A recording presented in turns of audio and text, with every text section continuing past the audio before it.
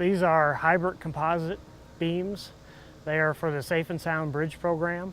This is actually sort of an experiment for Missouri. These beams were helped paid for by a grant for the Highways for Life program. It's a national federal highways program. These beams are made out of a fiberglass shell. They have steel reinforcing in the bottom, foam to basically fill in the space, and then once they're on the job site, they're filled with concrete to make a strong enough arch to support traffic. With a standard concrete beam, basically the whole thing is made out of concrete. There may be some kind of voids in there, some styrofoam or tube voids, but for the most part it's entirely concrete. These beams, there's only a small arch worth of concrete that runs along here to form an arch shape.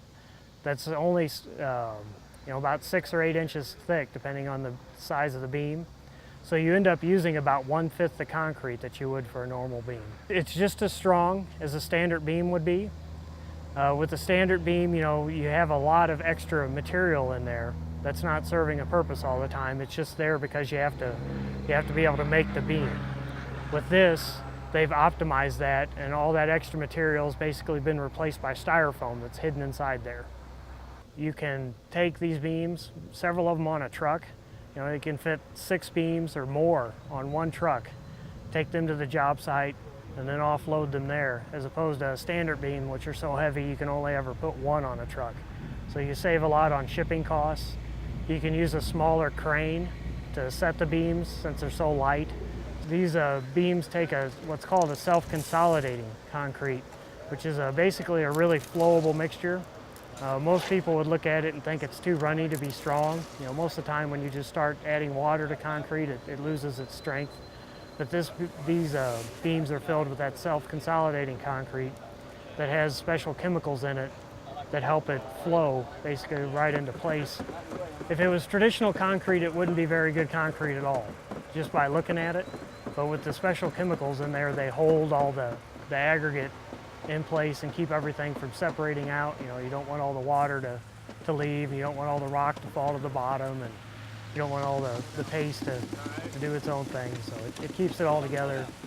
But it's a fairly new technology, construction-wise, only a couple of years old, really. This is the first time it's been used in Missouri, and I think the first time west of the Mississippi that we've ever used any of these beams. So durability is important. We don't want to have to be rebuilding these structures all the time.